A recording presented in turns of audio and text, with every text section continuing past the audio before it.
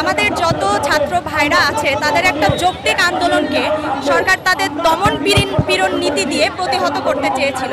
এতে আমাদের শত শত ভাইদের জান তো গেছেই, তারা নানাভাবে ক্ষতিগ্রস্ত হয়েছে। কারোর হাত ক্ষতি হয়ে গেছে, কারোর চোখ নষ্ট হয়ে গেছে। তারা ছাত্রদের একটা সাধারণ আন্দোলনকে তারা যৌক্তিকতা দিয়ে বিচার না করে তারা তাদের দমন পীড়ন নীতি প্রয়োগ করেছে। এখন তারা শুধু এটা করেই ক্ষান্ত হয়ে নাই, তারা কিন্তু দেশটাকে সমস্ত দিক থেকে শেষ করে তারা কিন্তু পলায়ন করেছে। অতএব আমরা চাই যে আমাদের শহীদ যারা ভাইরা আছে তাদের এই হত্যার বিচারকাণ্ড সুষ্ঠুভাবে হোক, এবং যারা এই ক্ষয়ক্ষতি করেছে এবং দেশকে সর্বদিক থেকে ক্ষতিগ্রস্ত করেছে তাদেরকে ফিরিয়ে এনে বাংলাদেশের মাটিতে সুষ্ঠুভাবে বিচার সম্পন্ন হোক। 5 আগস্ট বাংলাদেশে যে নৃশংস হত্যাকাণ্ড চালিয়েছিল পুলিশ লীগ এবং ছাত্রলীগের প্রোপাগান্ডা, তো গত 5 আগস্ট থেকে আজ 5 সেপ্টেম্বর এই যে 1 মাস পূর্তি উপলক্ষে আমরা শহীদদের স্মরণে আমরা আজকে শহীদ কেন্দ্র ঘোষিত কর্মসূচির অংশ হিসেবে কুষ্টিয়া জেলা শহীদ মার্চ কর্মসূচি পালন করছে। আজকের কর্মসূচি ছিল আমাদের বৈষম্যবিরোধী ছাত্র আন্দোলনের আহ্বানে কুষ্টিয়ার ছাত্র সমাজ এবং জনসাধারণের অংশগ্রহণে সাদ্দাম বাজার মোড় থেকে আমরা পথরেলের মাধ্যমে আমরা স্লোগানে পথরেলের মাধ্যমে আমরা আমাদের বর্তমান যে শহীদ চত্বরে কিছু অল্প সময়ের সমাবেশ এবং শহীদদের স্মরণে আজকের প্রোগ্রামটা শুধুমাত্র শহীদদের স্মরণে এবং শহীদদের আত্মার মাগফিরাত কামনায় এবং শহীদদের পরিবারকে আজকে আমরা ইনভাইট করেছিলাম।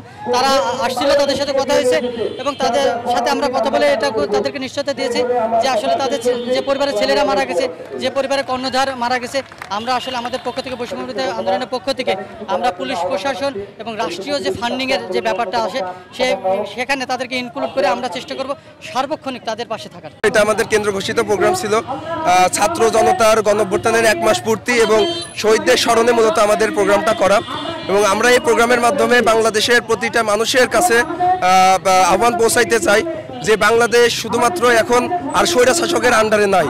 এখন আমরা চাবো বাংলাদেশ সুষ্ঠু এবং সুন্দরভাবে দেশ পরিচালনার জন্য আমাদের সরকার যে তত্ত্বাবধায়ক সরকার আছে তারা কিভাবে দেশটা চালাইতে চায় বা তাদের যে আমাদের প্রতি যে একটা দায়িত্ব আছে এই দায়িত্ব যেন যথাযথ পালন করে। এবং বাংলাদেশের মানুষ বাই নেচার আমরা বাঙালি এবং আমরা খুব অধৈর্য আর কি, খুব দ্রুতই আমরা চাই যে সব কিছু চেঞ্জ করে ফেলতে। তাই আমাদের এই প্রোগ্রামের মাধ্যমে আমরা সবাইকে জানাইতে চাই আপনারা যে তত্ত্বাবধায়ক সরকার আছে তাদেরকে একটু সময় দেন।